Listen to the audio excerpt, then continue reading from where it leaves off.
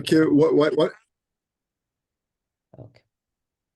All right. Well, welcome everyone. We're very pleased to welcome Artan Sheshmani back to CMSA virtually from BIMSA in Beijing. And he's going to tell us about topics that all sound great to me: Tyurin degenerations, relative Lagrangian foliations, and categorification of DT invariants. Okay. Thank you so much for inviting me to this seminar. It feels great, obviously, contributing to CMSA. So indeed, this is joint work with Ludmil Katzarkov, Maxim Kontsevich, Jacob Krykzca, who is my new postdoc, one of my new postdocs. This is also based on earlier work with Vladimir Baranovsky. So this project is indeed motivated by S-duality modularity conjecture. So I tell you about the S-duality modularity conjecture, then I will tell you how to prove it, and then in terms of computation, and then this very computation I'm going to talk about actually is based on certain assumption. And then I will tell you why that assumption makes sense. And indeed, the very core part of this project over many years is to make sure that this assumption actually holds true. Okay, so motivation is the following. Let X be a Calabi-Yau threefold. Assume that Picard of X is generated by ample divisor L. Fix some integer K. Artan, we're seeing still the blue page with the title. Oh, this is probably because this. Now you can see. Yes. Fix some integer K and assume that we are looking at linear system of K multiple of this ample divisor. So these are divisors inside this Calabi-Yau threefold. Let us assume that little l is generator of H4 of X, which is the integral cohomology of fourth integral cohomology of X. So these are dual to the H lower 2. So these are cohomology class of the curves. So we would like to consider a certain moduli space, fix a Chern character. So fix two integers I and n, and fix a Chern character as follows. So you're looking at Chern character 0h, some curve class, h squared over 2 minus il, and some third Chern character, and that's a number, that's an integer. So looking at this Chern character, it tells you that, so h actually is an element of the K, the linear system that we fixed. These are divisors. So out of this Chern character, we would like to look at the moduli space of sheaves with this given Chern character. So these are sheaves supported on surfaces inside the ambient threefold. And the sheaf information is, of course, captured. The numerical characteristics of the sheaf is captured by these cohomology classes. The sheaf over the surface has the cohomology class of the surface, the support, has some curve class, h squared over 2 minus il, and has some point class, basically. Okay, what do these sheaves look like? This is the picture. So you have X, Calabi-Yau 3, some surfaces given in a linear system, and sheaf number. So that's our moduli space that we are considering. So there is a partition function associated to this moduli space. So if these sheaves are stable, we can define, maybe I put it here, we can define Donaldson-Thomas invariant. If the sheaves are semi-stable, then there is a notion long time ago, now it's even this topic has become classical. Long time ago, Joyce and Song defined the notion of generalized DT invariants. And these are rational valued invariants of this Calabi-Yau 3, and they come with a partition function. Each time you fix an I and n, I somehow controls the curve class, and n controls the point class. So each time that you fix I and n, you're looking at a bunch of these sheaves supported on this surface H, which is moving inside the Calabi-Yau 3, and that gives you a connected component of the moduli space, and you can calculate an invariant. You change I and N, you calculate another invariant, and that gives you a partition function. Okay, so if you take this moduli space, remember that our H's are surfaces, members of the linear system of K times L. K was some integer.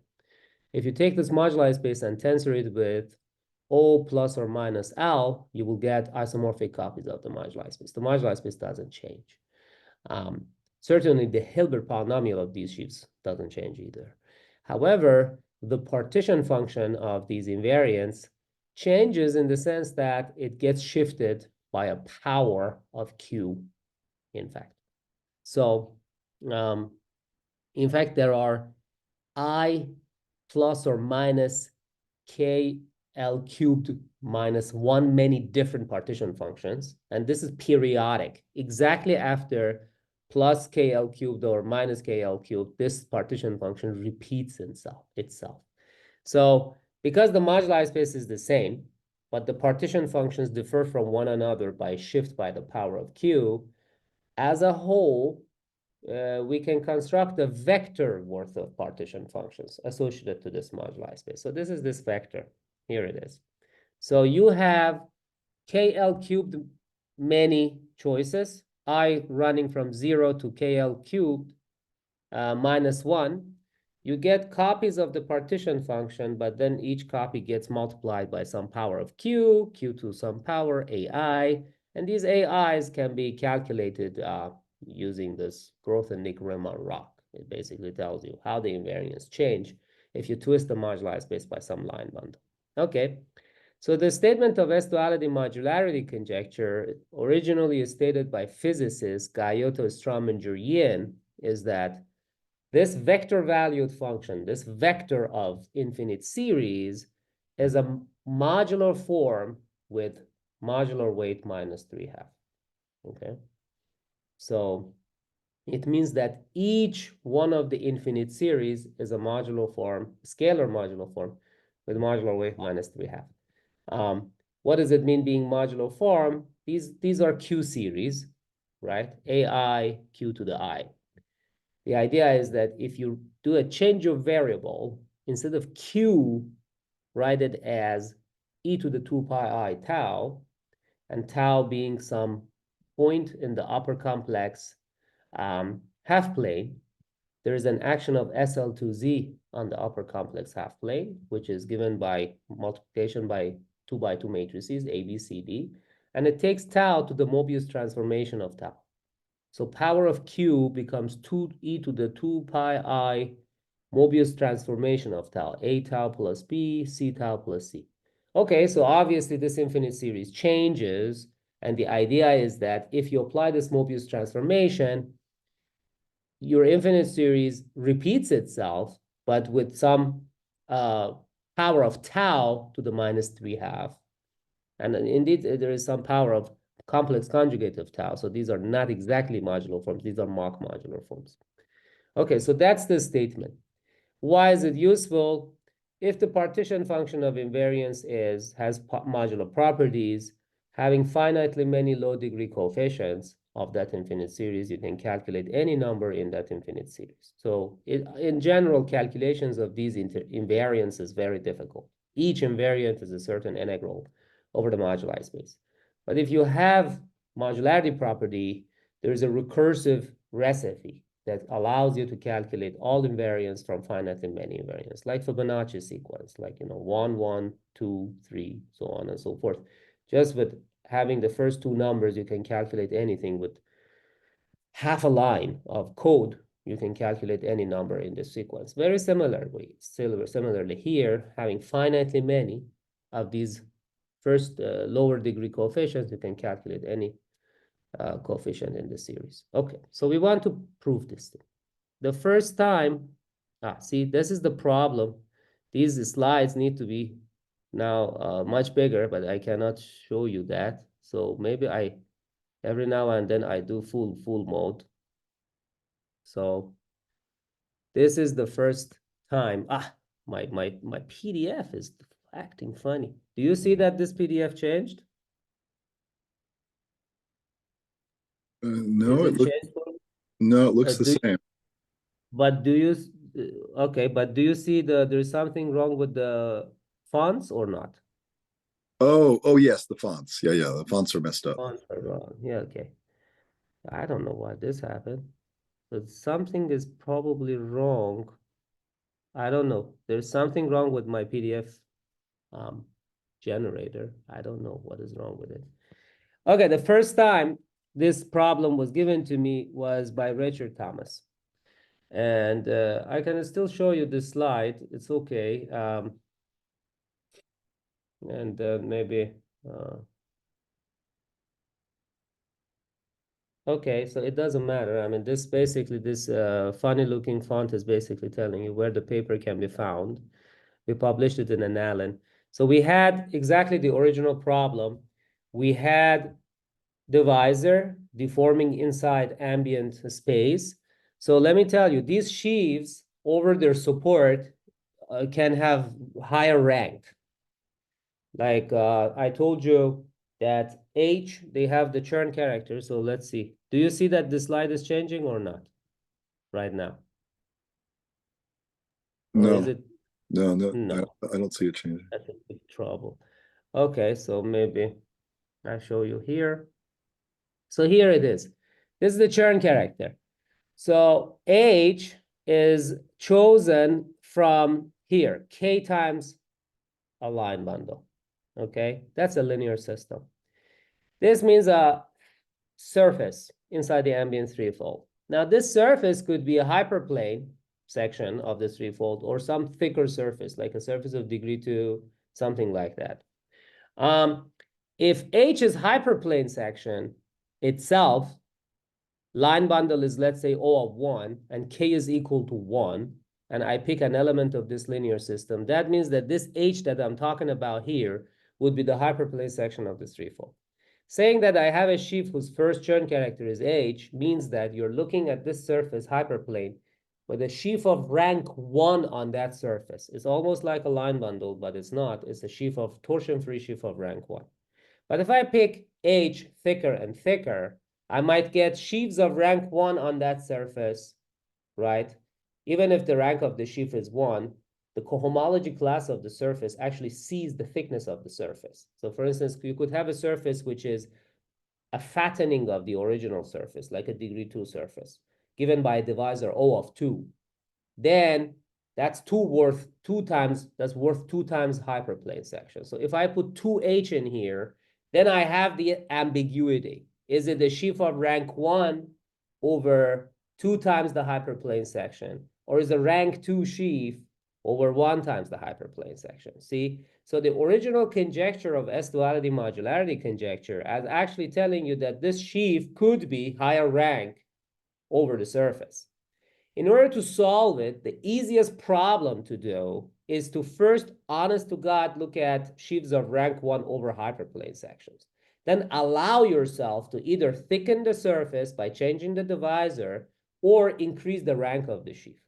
So the reason with Richard, we looked at these hyperplane sections actually in this project that Richard gave us is that we wanted to look at the easiest possible example. We are looking at sheaves of rank 1 and they are supported on hyperplane sections. Now, there are so many different types of sheaves, rank 1 sheaves, torsion-free over a divisor, over a surface.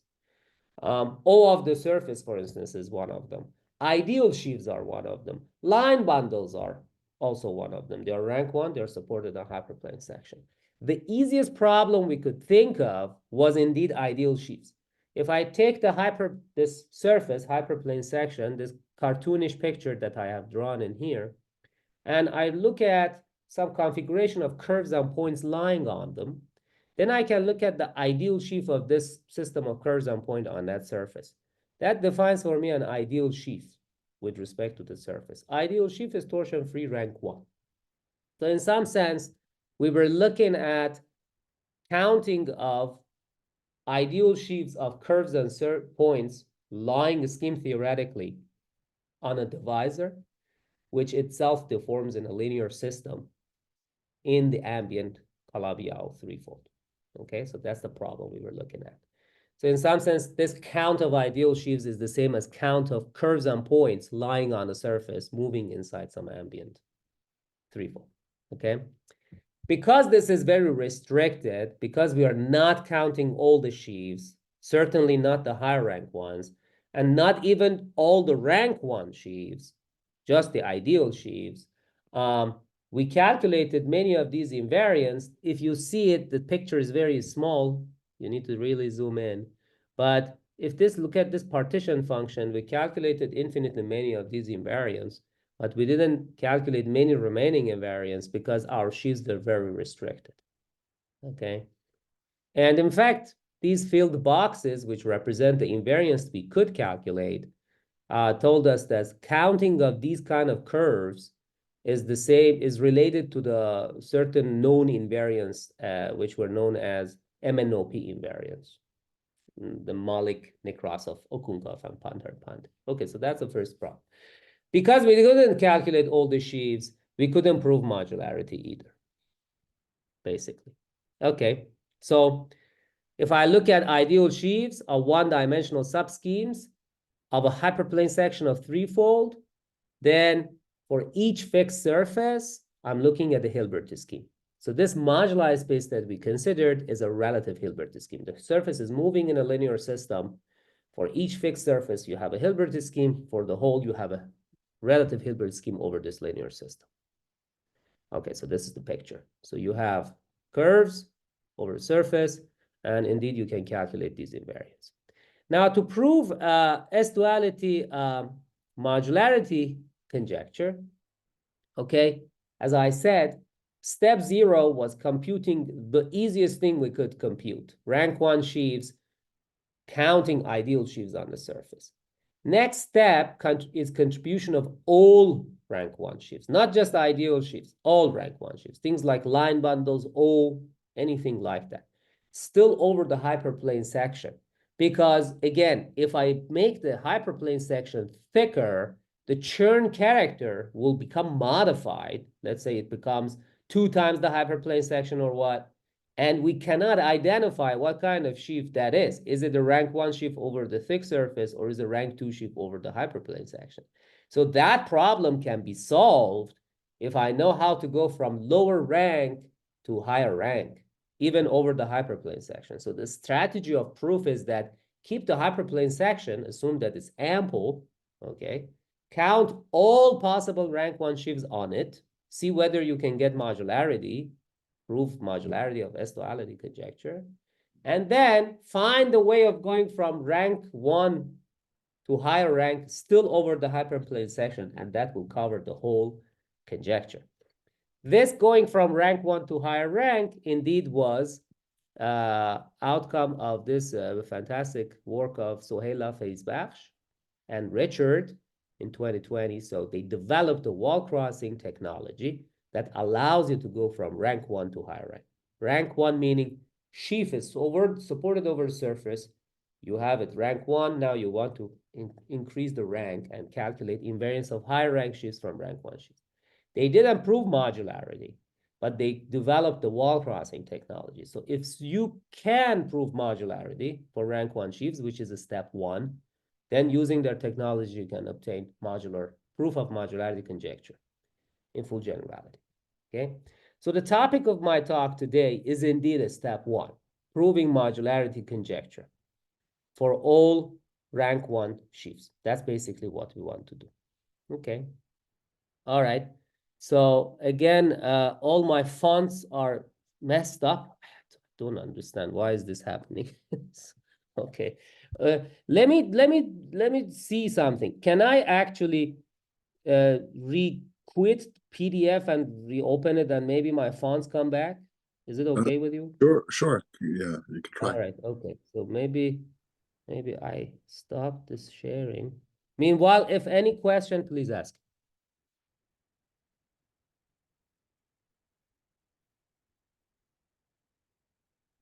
So, okay. Let's see.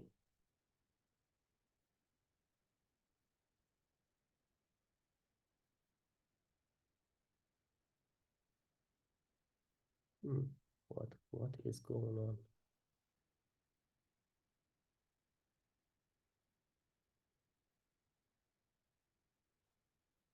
It's saying that somehow something is being updated. What is that?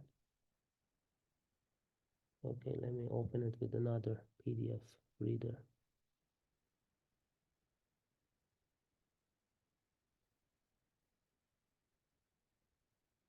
Or maybe that's why my font is messed up.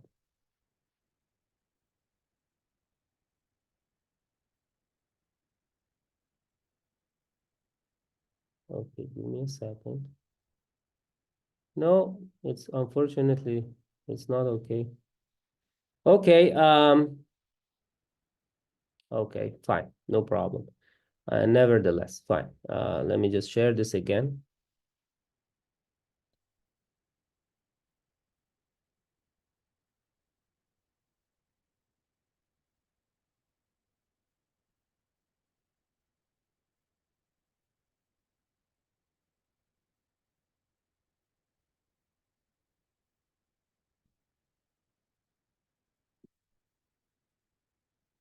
Okay, sorry about. Okay, let me share it again. Okay, anyway, unfortunately, I don't know what happened to my PDF reader. My file is completely corrupted, but anyways, maybe I can zoom or something. I don't know. I see what I can do. So anyway, so next after this project, I would like to, because this is essential for my proof. Do you see it when I zoom in, Charles? The picture is fine. The equations look fine. Okay, but the fonts are bad. Yeah. Yeah, Okay. Some of the fonts are bad. I think anything you did in equation mode looks good. Okay. All right. Yeah, I don't know. I'm sorry about that. So, okay. So as I mentioned, we have to go from ideal sheaves, which is a step 0, to all rank 1 sheaves supported on the surface. Now, there are some situations where torsion-free sheaves of rank 1 supported on this divisor are just ideal sheaves.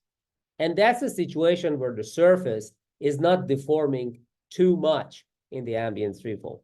The surface, if the surface is smooth, there is a fact from complex geometry that if you have rank 1 torsion-free sheaf supported on an algebraic surface, it's basically ideal sheaf of points times ideal sheaf of Cartier divisors. So it's a twisted ideal sheaf. Okay? So if I'm in a situation where this surface has to be smooth, it could have infinitesimal deformations inside ambient threefold, but has to be smooth, that's a situation where there will be no difference between ideal sheaves and torsion-free sheaves of rank 1 supported on that surface. This is one of those situations. For instance, let's say X is a K3 fibration over a curve, and I'm picking the churn character of the sheaves as such that the curve class and the point class are representing the class homology class of a curve lying scheme theoretically on the fiber, and some bunch of points lying on that surface. In that situation, by the result I just mentioned, these ideal sheaves are all the torsion-free sheaves of rank 1 over that surface. In that case, basically you do some deformation theory argument, and you see that you have a moduli space which over each fiber is basically some Cartier divisor and some bunch of points. So the moduli space over the fiber is just Hilbert's scheme of points on that fiber, and tensor with some line bundle. And then if the surface deforms infinitesimally, this Cartier divisor might vanish. It means that the Hodge structure of the fiber might change in a way that this fixed curve class is not represented by a holomorphic curve anymore. So you would like to count how many of the fibers in this given fibration have the property that if the curves and points are supported on them and the surface deforms infinitesimally, even with respect to its deformed Hodge structure, that curve class is still realized as a Hodge class, as a 1-1 class. basically represented by a holomorphic curve. That is itself has a counting number, and those are the nodal Lefschetz numbers. So in this particular case, we proved that the partition function sees the deformation of these points on the fiber together with infinitesimal deformation of the curve when the fiber infinitesimally deforms in the transverse direction, and that basically gives you nodal Lefschetz numbers. Now, in this part of my text, which is not corrupted, you can see this partition function. The numerator of Z is the partition function of nodal Lefschetz numbers, and the denominator is the discriminant cuspidal form, or eta Dedekind eta function. And the denominator is actually some function of modular weight 12, and the numerator is some vector valued modular form of weight 21/2. And in this case, 21/2 minus 12 is exactly minus 3/2. So this was the proof of S-duality modularity conjecture. Again, why could we prove it is because in this particular case where the surface is smooth always and just deforms infinitesimally, we are counting all torsion-free sheaves of rank 1, not just ideal sheaves. Later, we tried to relax this condition on the surface being smooth. We said, well, still we needed to stay as it is, but we can add some nodal singularities. So together with Amin and Yokonobu, we actually calculated partition functions of these curve endpoint configurations supported on the fibers using a stable pair invariance, actually, of Pandra-Pandey and Thomas. And we got this formula of Kawai-Yoshioka, which also has modular properties. Next project, we are talking around now, this is around maybe around 2016 or so. We kind of learned a lesson that as long as the surface is smooth and kind of only thickens or deforms infinitesimally, we are in good situation, and we can prove different manifestations of S-duality conjecture. This is another one. So you have the surface sitting as the zero section of a line bundle in a non-compact threefold. So take a total space of this line bundle, you have a non-compact threefold. Imagine that you have sheaves supported on this surface, and you would like to calculate the invariance of these sheaves. This instance of non-compact threefold was the first instance we realized we could go even higher in rank. So we didn't just restrict ourselves to rank 1 torsion-free sheaves on the surface. We could even increase the rank. This is the result. We conjectured it together with Yau and Sergei Gukov and Melissa Liu, so that invariance of such sheaves supported on this surface, still there's Chern character is given as 0, comma, maybe some number, rank, let's say R times class of the surface, comma, some curve class, some point class. This is kind of an invariant. Okay, we proved that this DT invariance of such sheaves is written as a sum of some combinatorially twisted version of the partition function of Seiberg-Witten invariance of the surface, plus some quantum correction terms. Okay, that was our conjecture. Later, we realized what those quantum correction terms are. Those quantum correction terms, at least when the sheaves over the surface have rank 2, those are invariants of nested Hilbert schemes. Remember, we were counting ideal sheaves on the surface. Nested Hilbert schemes are count of nesting of ideal sheaves. Ideal sheaf sitting inside the ideal sheaf. The picture of it is exactly this cartoon that I've drawn for you. Like you have some non-pure one-dimensional subscheme, which means curves and points, not just curves, sitting inside another non-pure one-dimensional subscheme. Okay, so in that case, the left-hand side is Donaldson-Thomas invariant. It's equal to Seiberg-Witten invariance times some combinatorial coefficients plus quantum corrections, which are invariants of nested Hilbert scheme on the surface. Now, it just turns out that coincidentally, via some equivariant localization calculation, we actually showed that this Donaldson-Thomas invariance of higher rank sheaf with support, torsion sheaves with support over surface turn out to be equal to invariants that count solutions to the differential equations defined by Waffa and Witten. These are known as Waffa-Witten invariants. And why was this important for us and exciting for us is because Waffa-Witten invariants are actually modular. Okay, so the left-hand side of this equation has modular properties. Okay, and this was important again because sometimes this nested contribution is the nesting of only points, and we proved using some vertex operator algebra formalism that the second summand, the nested invariant part, are also modular. So it basically told us that even though it is known in the community that the partition function of Seiberg within invariance doesn't have any kind of modular properties, because it's written as the left-hand side minus the right-hand side, it can be calculated in terms of modular form. And this was exciting for us. One other thing I need to point out is that Waffe-Witten invariants, that the way we understood how our invariants are Waffe-Witten invariants, these were mathematically defined by Tanaka and Thomas, Yuji Tanaka, who is right now himself as an assistant professor in BIMSA. And Yuji and Richard mathematically defined them as certain invariants of Higgs-type bundles, like Higgs sheaves over the surface. Anyway, localization shows us that this invariance of sheaves, higher rank sheaves over the surface, relate to invariance of Higgs over this total space of line bundle over the surface, or canonical bundle, are equal to Tanaka-Thomas invariants, which are the Waffe-Witten invariants. Okay, this is another instance. Later, we kind of thought, let's count ideal sheaves of curves sitting on a surface which itself is in a threefold. Then the threefold moves in a fourfold, Calabi-Yau fourfold. Back then, this story of DT theory for fourfold was not yet developed. No one knew how to define invariance there. But this was a really hybrid theory. So it's still the sheaf is supported on the surface, but the surface deforms inside some ambient fourfold. And we could get away from that. It was an easier problem to solve. And we also calculated, again, partition functions, which are modular forms. So these delta forms are discriminant modular forms, actually. Okay, so these are the results.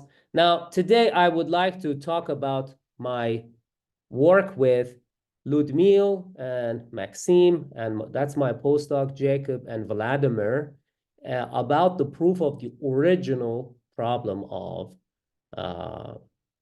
S-duality conjecture. So in all of these examples, these results that we obtained, the surface was not moving much. You have some rank 1 sheaf, in some cases higher rank sheaf, supported on the surface is deforming infinitesimally, and you could calculate invariance. But the original problem we haven't solved yet, okay? So here is how you do it. So now I can actually zoom back, I guess. So is the picture okay, Charles, so far? Oh, yeah, it looks good. Okay, all right. Any questions, by the way, for me so far? Okay. So yeah, so we are looking at hyperplane section of the threefold and torsion sheaves in this threefold with support on the hyperplane section. Okay. The way we want to prove this modularity property is using degeneration technique. The strategy is as follows. You have the Calabi-Yau threefold, and you degenerate it into a singular Calabi-Yau. This singular Calabi-Yau is obtained by gluing two Fano varieties glued together along their anti-canonical divisor. Okay, let's say you have quintic threefold. It's given by an homogeneous polynomial of degree 5 in P4, right? You can take that and degenerate it into a quartic and a P3. Quartic is a Fano threefold. P3 is also Fano threefold. Quartic and P3 meet along some surface of degree 4 inside P3. That's the divisor, and that surface is in fact a quartic K3 surface, and it is the anti-canonical divisor. So that's exactly what Tyurin degeneration is. Okay, so this is the idea. So we use the Tyurin degeneration, degenerate the Calabi-Yau into a normal crossing variety made of Fanos glued along their anti-canonical divisor. And then we study what happens to our sheaves and what happens to our moduli spaces. Okay, so here I'm just explaining a little bit of this, how to do it. This is exactly the quintic example. Yeah, one thing I should say, this is the quintic example right here. So the quintic x5, 5 stands for the degree, goes to gluing of quartic in P4 and P3. Now, one thing we want to make sure of is that the total space of this family we want to be smooth. So you need to do a modification to this thing because you're looking at this moduli space of sheaves, and you would eventually, each fiber of this degenerative family comes with a moduli space, and you're looking eventually also at the total space of this family and the moduli space of sheaves on the total space. And you want to work over smooth varieties. So total space of this family is not smooth. You need to do a modification. So the modification is basically there you find out what's the locus of singularity. So this is actually a pencil of quintics, and this pencil has a base locus, which is a curve sitting inside this K3 surface. So take the family, blow it up along this P3 part, but you realize P3 has a weight divisor. You blow it up, and only the P3 part gets modified. So you will have some degeneration family whose generic fibers are quintic or deformation equivalent to quintic, a smooth quintic threefold. The special fiber is a quartic glued along the K3 surface with a blow up of P3 along some curve. Okay. It's a little bit of yeah. So you made a choice there of which side to blow up in. Will it matter for you? It does. Yes. Cool. It actually does. Yes. Okay. So this is basically the picture. Okay. So this is now, I call them Y1 and Y2 because I don't want to every time talk about quintic or quartic and blow up of P3, etc., etc. Y1, Y2 are Fanos. I'm assuming total space of the family is smooth now. I'm assuming that divisor, that shaded surface in the middle is anti-canonical divisor, and this is my degeneration family. Ideally speaking, there is a dream that you would like to look at moduli space of sheaves on red X in here on the generic fiber, degenerated into somewhat gluing of moduli space of sheaves on Y1 and Y2, such that the sheaves on Y1 and the sheaves on Y2 meet along this surface in the middle. So those are relative profile of these sheaves. That's why my notation. So you're looking at Donaldson-Thomas invariance of the generic fiber. You want it to be equal to the product, the sum over all possible ways you can break the Chern character of the sheaf. And that sum is going to be the sum of the product of sheaves on Y1 and sheaves on Y2 that satisfy certain relativity condition along that middle divisor. Okay. What does relativity condition mean? Here is the definition. What is dt of yi, 1 or 2, with respect to S mean? It's the dt invariance of coherent sheaves on Y1 or Y2, which meet S homologically transversely. Okay? Because they need to meet transversely, otherwise you cannot compare their profile with each other after meeting the surface. Homological transverse intersection is this condition. Intersection algebraically is the tensor product. So you take F1 and F2, tensor them with the structure sheaf of the surface, and you want Tor ones for both vanish. Basically, this guarantees that tensor product of the sheaves F1 or F2 with the structure sheaf of the surface is the same as derived tensor product. Okay, so that's very special, right? It's not always true. Restriction of a sheaf over the surface is not necessarily satisfying this property. This property is, in fact, is an open condition. All right, so in the moduli space of sheaves in Y1 and Y2, those which satisfy this property kind of cut out an open locus.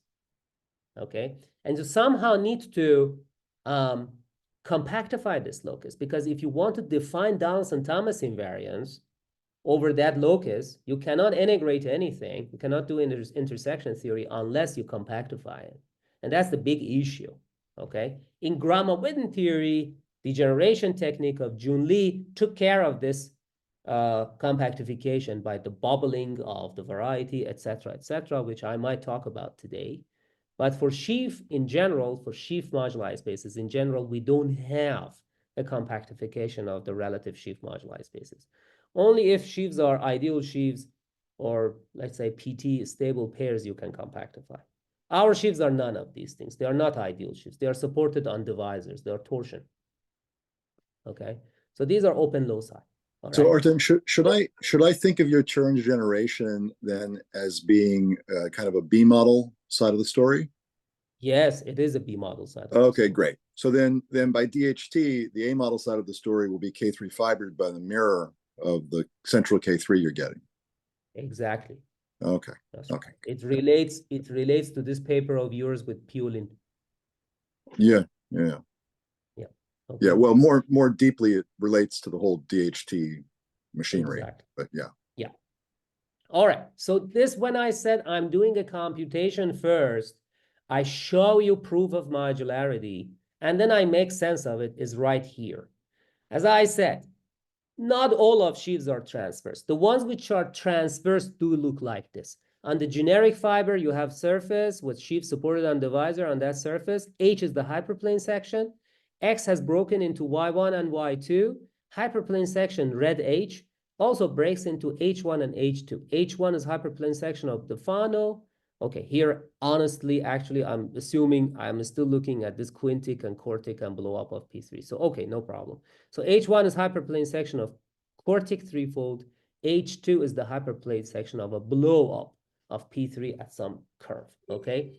The sheaves which are transverse give you a cartoonish picture like this, okay?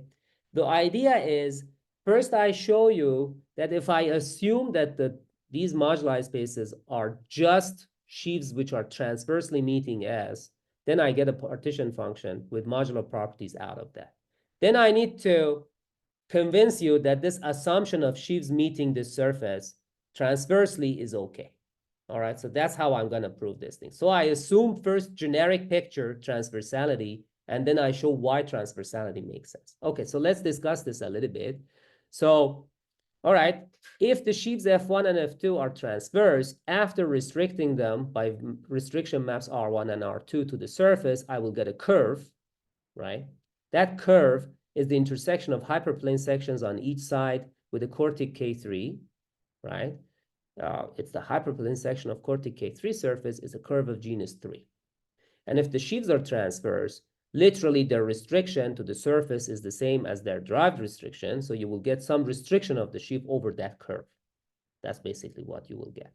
And then you can ask yourself, what are the moduli spaces? But these moduli spaces, what are they exactly? So, okay, a little bit more of discussion. So first of all, here on the surface S, you're looking at sheaves supported on curves. These are pure sheaves, torsion-free with respect to the support, pure one-dimensional sheaves. If I forget the sheaf part, there is a Mumford div map. You basically take the determinant of the sheaf, that's a line bundle, that's associated to the divisor, which is the support. That sends you down here to the linear system of these red curves. That's a linear system of curves of genus 3 and K3, all right? Now, if you do Grothendieck-Riemann-Roch calculation, so these are some cool facts about these moduli spaces. First of all, generic fiber X is Calabi-Yau, so virtual dimension of that moduli space is 0. The Fano variety Y1 is Fano, its virtual dimension is 3. Fano variety Y2 is also Fano, its virtual dimension is also 3. Okay. And what is this moduli space in the middle? It's the moduli space of pure sheaves with support on curves. This is Mukai's moduli space, actually. And in fact, it's nothing but compactified Jacobian of these curves of genus 3 over that linear system. Basically, each time you fix one of these red curves, okay, if the curve is smooth, purity by Serre's condition, torsion freeness over a curve is the same as locally freeness. If the sheaf is literally honestly coming from restriction from a rank 1 sheaf on those H1 and H2, rank of this sheaf over this curve is also 1. So here, if the curve is smooth, you will get a line bundle of that curve. So you get the Jacobian. But the curve is moving in a linear system. So when the curve becomes singular, that line bundle turns into a one-dimensional pure sheaf. And that's why the locus is not the Jacobian, but actually it is the compactified Jacobian. Okay, would that make sense? Okay. If not, ask me more questions. So, okay, compactified Jacobian over the linear system of curves of genus 3 has complex dimension 6. It's a smooth manifold by the result of Mukai. So here is one interesting feature. This Mukai moduli space is a holomorphic symplectic manifold. It has a holomorphic symplectic 2 form. The base, which is the linear system of these curves, is isomorphic to P3. The total space here is dimension 6, and this holomorphic symplectic manifold kind of vanishes along the fiber. So this Jacobian down onto that P3 is a Lagrangian fibration. Not only that, each one of the Fano moduli spaces themselves are virtually similar to Lagrangians because they are virtual dimension 3. They're just virtual dimension 3, but not dimension 3. If they were dimension 3 and smooth, this was honest to God telling us that I'm looking at an intersection of Lagrangians. So if I could find a way of calculating a number out of intersection of Lagrangians, that would be the Donaldson-Thomas invariant. But this is not the case in here. This is just virtual dimension 3, mapping to, not sitting inside, by mapping to dimension 6 manifold, okay? So the idea is as follows. Because each one of these Fano moduli spaces are virtual dimension 3, if you want to make a sense of some invariant over these moduli spaces, you need to integrate some homology class of degree 3 in them. All right. So it turns out that what you can do is the following. So you look at this Y1 part and the Y2 part. They have each virtual cycles. You push forward via R1 and R2 virtual cycle of Y1 and Y2 into the Jacobian.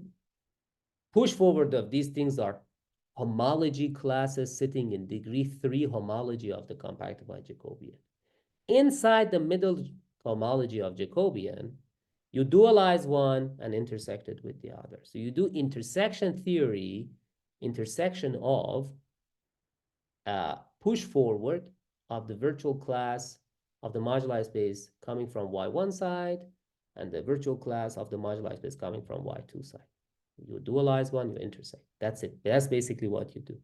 When you do this calculation, because compactified Jacobian has almost very known homology theory, you realize we are doing all the needed pullback, push forward formulas.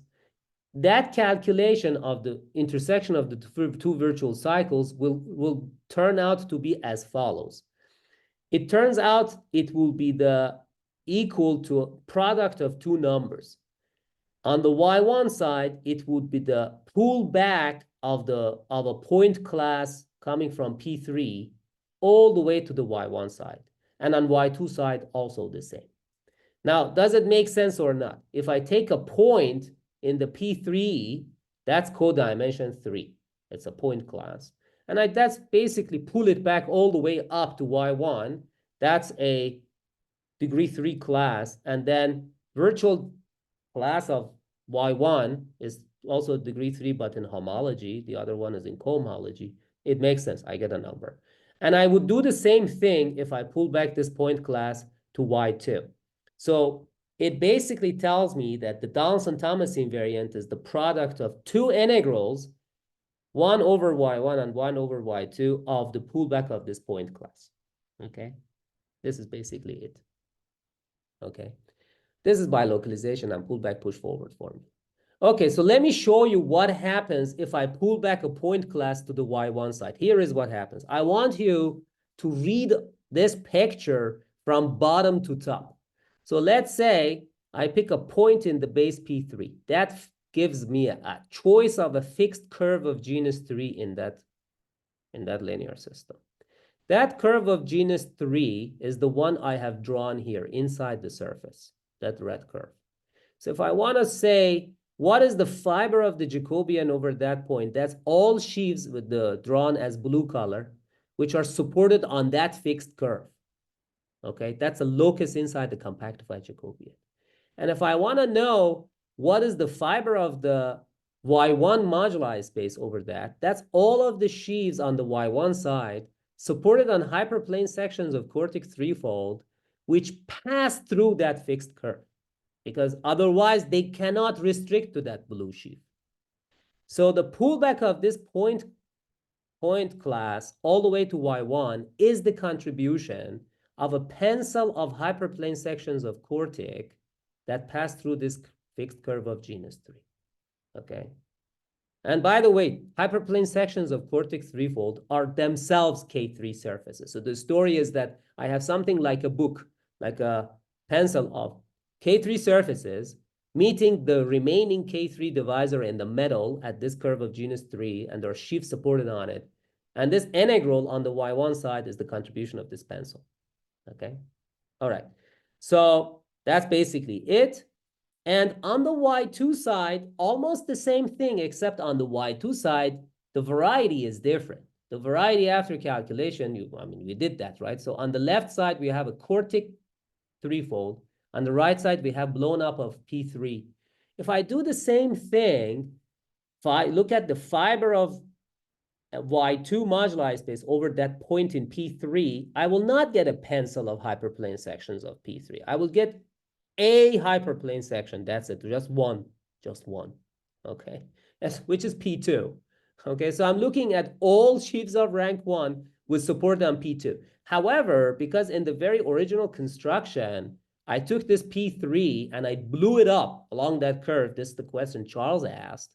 Okay. I blew it up along some base locus of some family. That was a curve which was a complete intersection of type 4-1 inside this P3. This curve of genus 3, which is the hyperplane section, meets this curve that I blown up through along at 20 points.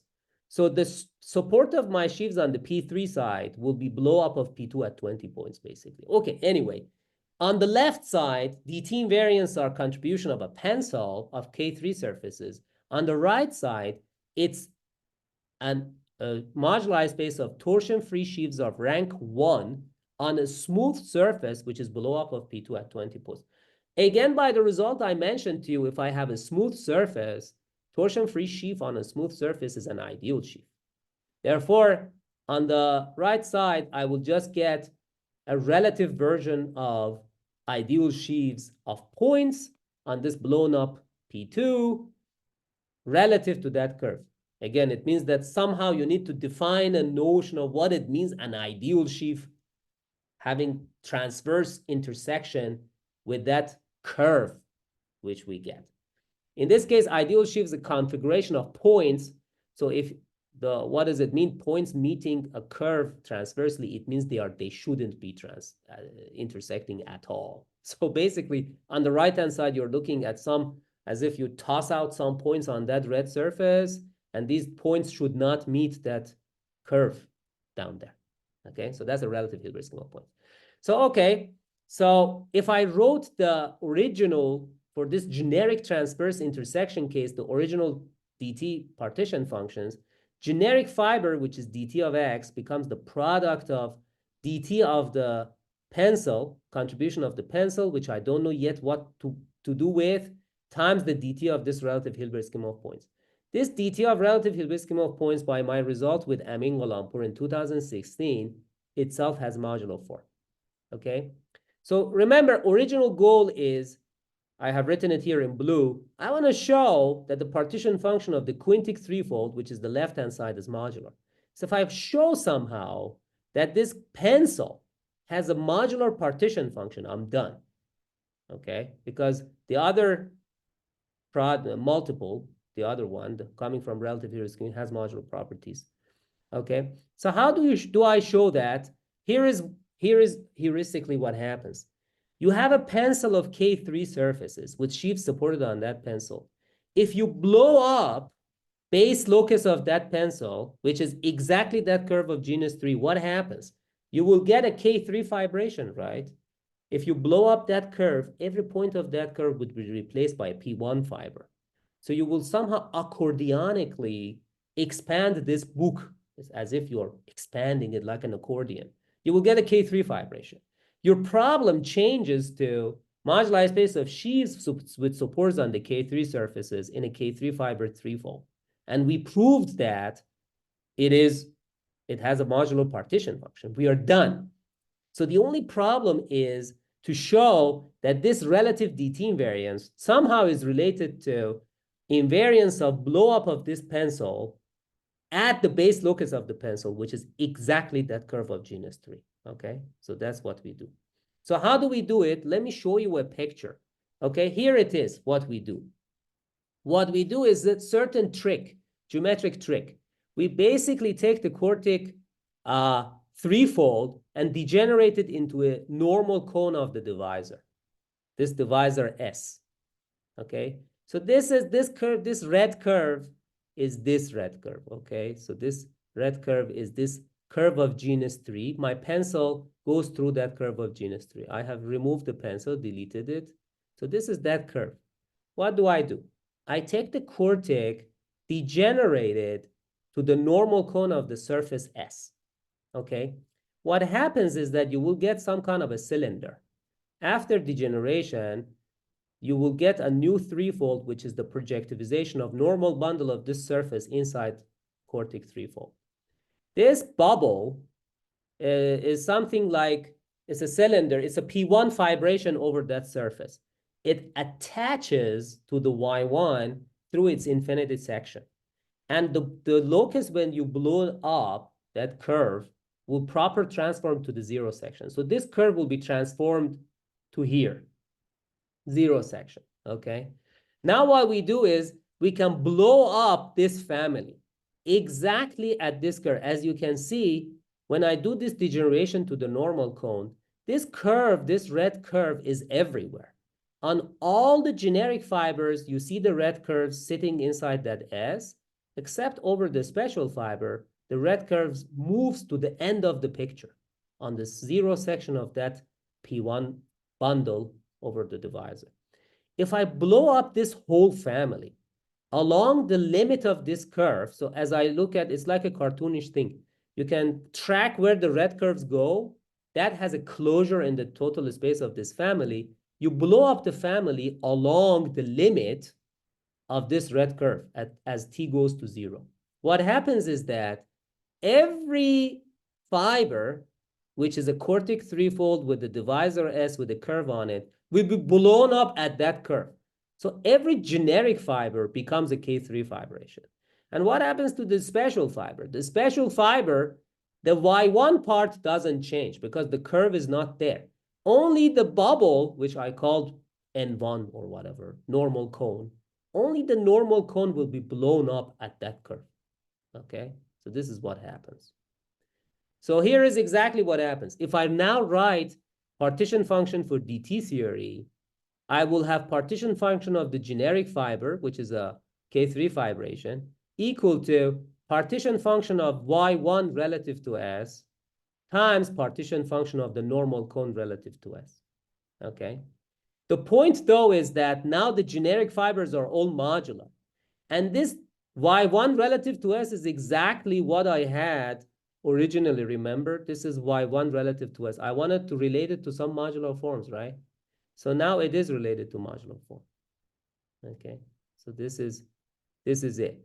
So these generic fibers are now modular. dt of y1 over s, I don't know, is still what it is. And then I have the, modular, I have the partition function of the normal blow up of normal cone relative to S. Turns out that the blow up of normal cone relative to S is also a certain relative Hilbert scheme. So that's it. So basically, I can write this term here as left side divided by right side. Left side is modular, right side is modular. So this relative piece is also modular. So that's basically how you prove it. So let me show you. Here is what we do. Originally, generic fiber was the quintic equal to relative quartic invariance times the relative Hilbert scheme of blow up of P2. Relative quartic invariants themselves are written as a partition function of K3 fibration divided by another relative Hilbert scheme. Very interestingly, the modular weight of the two partition functions, these are both relative Hilbert schemes of P2. They're a little bit different, but their modular weights are the same. So right-hand side, whatever modular weight it has, it cancels out the denominator. The functions do not cancel out each other, but the weights cancel out. So you're just basically left with the modular weight that comes from the numerator, and that by the proof that I just showed you with amine, that's a modular form of weight minus 3/2. So basically, this is the proof of modularity conjecture. Now, I wanted to tell you why it is. What happened? Oh, my goodness. Okay, I wanted to tell you why it makes sense to look at these generic intersections only, but I think that might be a story for some other time. So in order to show here, I go back to the original picture at least. In order to show that this kind of assumption that the sheaves are meeting that middle divisor generically, to make sure that this is okay assumption, you need to use derived geometry. So you basically look at these moduli spaces of generic fiber and the special fiber, these Fano moduli spaces as DG schemes. In the derived sense, these guys, which have virtual dimension 3, the Fano pieces, in the derived sense, they will be honest to God derived Lagrangians in the compactified Jacobian. So in the derived sense, you can actually define the derived Lagrangian intersection. And it turns out that the derived Lagrangian intersection via a sequence of lemmas and propositions and theorems, those become exactly the product of these two integrals that I just mentioned to you. Integrals which are result of transverse intersections. So in some sense, it's like you have the two derived Lagrangians. This derived structure in some way is a homotopical way of fixing the problem. So if the support of the sheaf F1 or F2 do not meet transversely, but somehow H1 falls into the surface S or H2 falls into the surface S, that definitely happens. Their moduli spaces become ugly looking. You cannot do this analysis anymore. But the derived geometry of these moduli spaces takes care of that perturbation needed to make H1 and H2 transverse to that surface S. So the derived Lagrangian of these two DG moduli spaces indeed becomes integrals that I just explained to you, which satisfy this, come from this transverse intersections. Okay, so I think I am out of time. Sorry, I went over time. So there is a lot I wanted to tell you about how do I construction of these derived intersection theory and this derived Lagrangian foliation, but maybe I should stop in here, all the way here. Okay, thank you. All right. All right. Thank you very much, Artan. Before I ask my questions, or actually before we ask any questions, why don't we stop the recording so we can do that prior.